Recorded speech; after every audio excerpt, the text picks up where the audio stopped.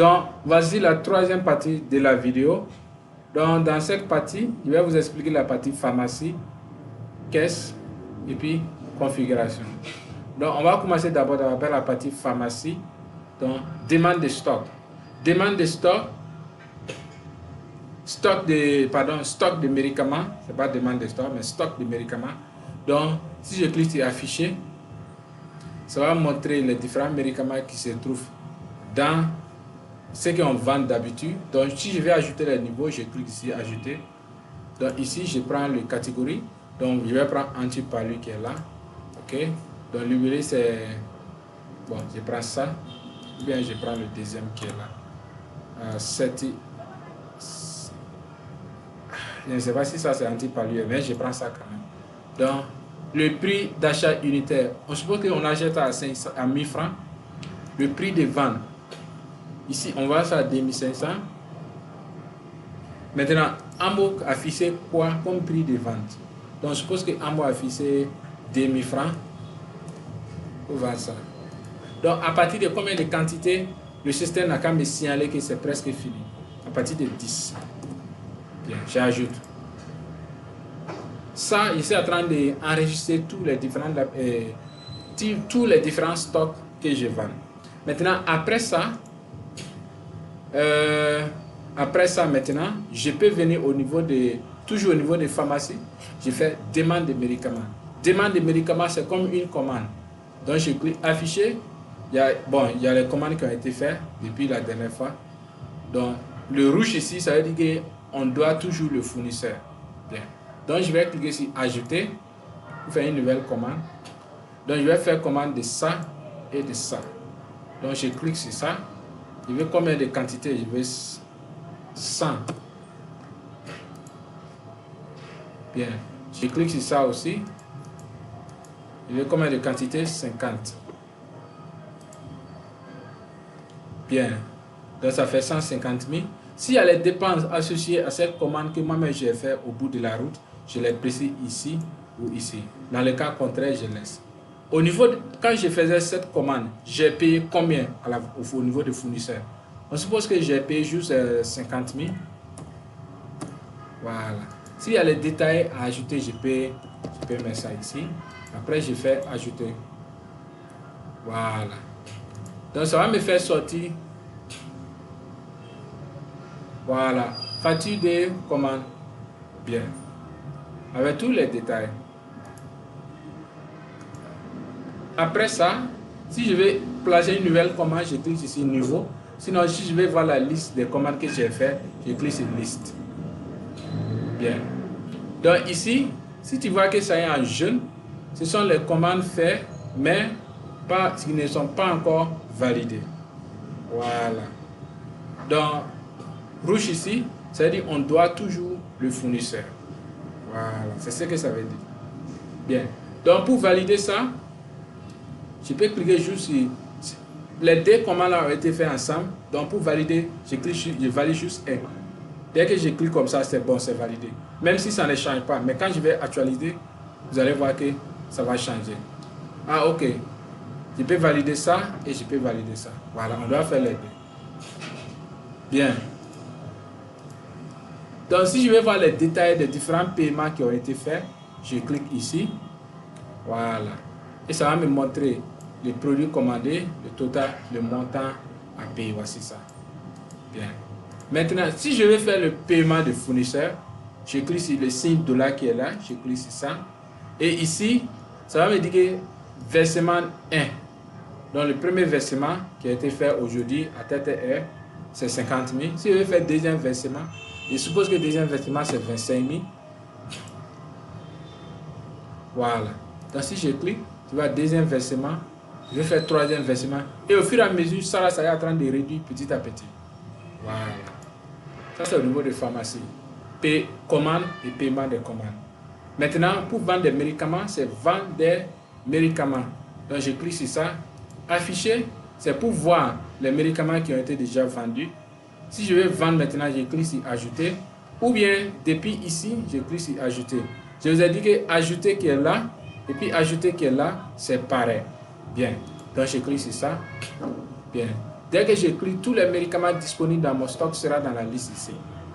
Je peux faire recherche automatique ici. Si la liste est longue, donc il y a quelqu'un qui fait ça. Comme les quantités, il veut 3, j'ajoute. Il y a quelqu'un qui fait ça. Comme les quantités, il veut 5, j'ajoute. Si la personne dit non, il veut plus 5, il veut 2, je clique ici pour faire modification. Et je clique. Voilà, ça devient 2. Si la personne dit même il veut plus ça, je clique ici et je efface. Bien. Tant que je n'ai pas encore cliqué sur enregistrer, ici là, ça est dans le panel. Et enregistrement n'a pas encore été fait. Donc bien. Voici le total. Si tu es sur Amo, voici le total. Voilà. Maintenant, voici cher des patients et tout. Donc, si la personne est sur Amo, voici comment le calcul sera fait. Donc, paiement comment en espèces, crédit, orange, voilà, en espèces. Et on demande s'il est sur Amo. Si oui. Donc, si il est sur Amo, il va payer 9 000. Non, pardon. Il va payer 4 200 qui est la net à payer. S'il n'est pas sur Amo, il va payer 10 500. Parce que c'est ça qui est le total ici. Voilà. Donc, je suppose qu'il n'est pas sur Amo. Ou bien une pharmacie n'est pas autorisée à vendre par Amo. Donc, je fais le paiement ici. Bien. Et je prends le nom du client. Si le nom est là, je prends. Et voilà, j'enregistre.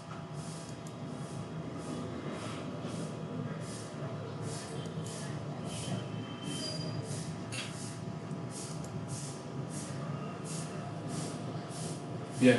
Voilà. Donc, ça, c'est les détails au niveau des pharmacies. Là, c'est comment faire comment les médicaments vendent et tout. Bien. Après ça, on vient au niveau des caisses. Donc, au niveau des caisses, j'ai cliqué sur caisse. Donc, actuellement, les caisses est à moins 39 900. Donc, je vais vous expliquer. Total des tickets, 53 000. Total des examens, 1200. Prestation de services, on n'a rien fait d'abord. En termes de soins, on n'a rien gagné. Au niveau des pharmacies, on a gagné 10 500. En termes de salaire, on n'a rien payé. En termes de dépenses, on n'a rien payé. En termes de commandes de médicaments, on doit toujours 125 000. Voilà.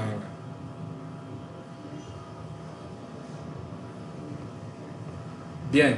Donc, le total entrée, tout ce qui est rentré, ok, y compris tickets, examens, ventes, prestations, tout, c'est 64 700. Tout ce qui est sorti, voici ça. 125 000, ça c'est le total de sortie. C'est-à-dire de l'argent que nous on a dépensé. Voilà. Après ça, on vient au niveau des comptes bancaires. Donc, au niveau des comptes bancaires, je vais faire afficher. Voilà. Pour faire des opérations de vente, ou bien pour faire toutes les opérations, il est impératif qu'on a un compte caisse. Parce que si on a le compte caisse, chaque fois on fait des opérations, ça fait moins et plus. Donc si le compte caisse qui est là est supprimé, ou bien si ça n'existe pas, c'est impossible d'utiliser l'application. Voilà. Si on veut ajouter d'autres comptes, on peut cliquer sur ajouter qui est là. Voilà, on joue numéro de compte. Ça peut être un compte à UBA, Ecobank, Orabank, tout ça. On joue numéro de compte. Et la banque, on peut cliquer ici pour ajouter les banques qu'on veut. Le type de compte, c'est compte courant, compte épargne, compte caisse. Compte caisse, ça c'est la caisse même de l'application. Voilà. Donc, généralement, on doit avoir une seule compte caisse. Ce que j'ai déjà créé, qui est là, compte 001. Caisse. Bien.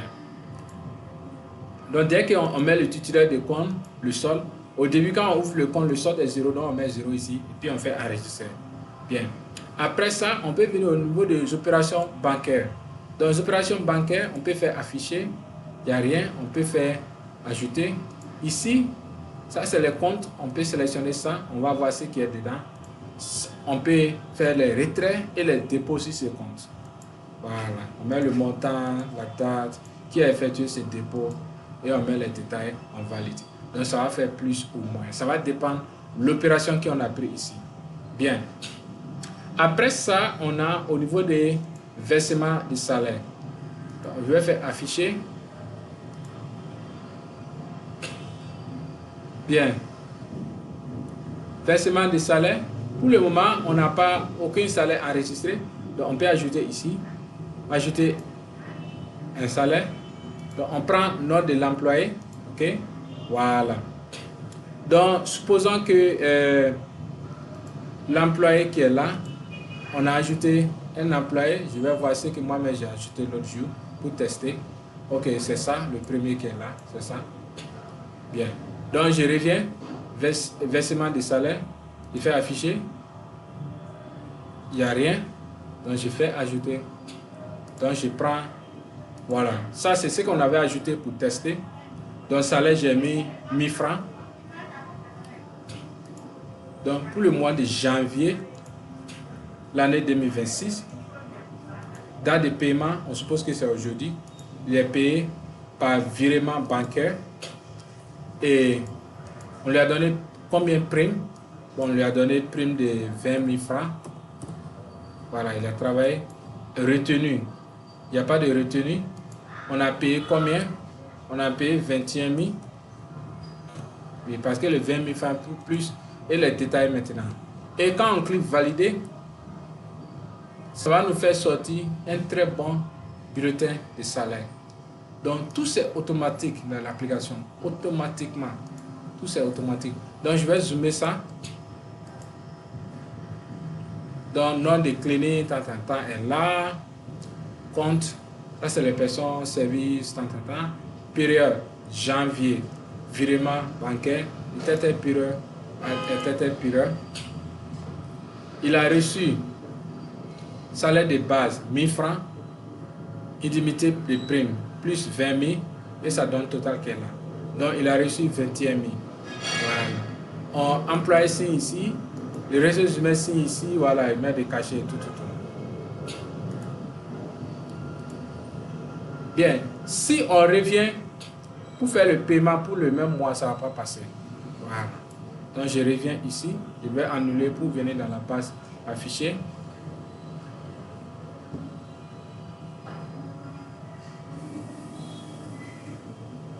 Ma connexion a commencé à être là. Bien. Donc, s'il y avait le restant en termes de salaire, ce bouton sera activé. Voilà. Si vous voyez que c'est désactivé, ça veut dire qu'il n'y a pas de restant. Donc, on ne peut pas faire le paiement encore. Donc, si on veut faire le paiement encore, on doit faire pour un autre mois, pas le mois de janvier. Donc, si on clique ici, on peut voir les détails ici. Voilà. Après ça, on a au niveau des dépenses, on peut ajouter les dépenses ici, les sujets des dépenses. On a dépensé combien, on ajoute. Ça, c'est la partie dépenses, c'est bon.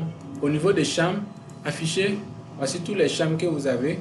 Les chambres occupées, dès que vous venez ici, vous allez voir occupées. Voilà. Donc, j'ai saisi tous les chambres avec les prix et tout.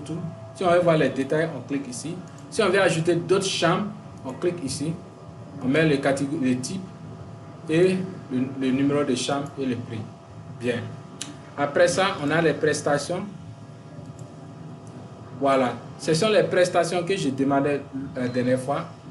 Donc, ici, ça c'est... On doit modifier ça après.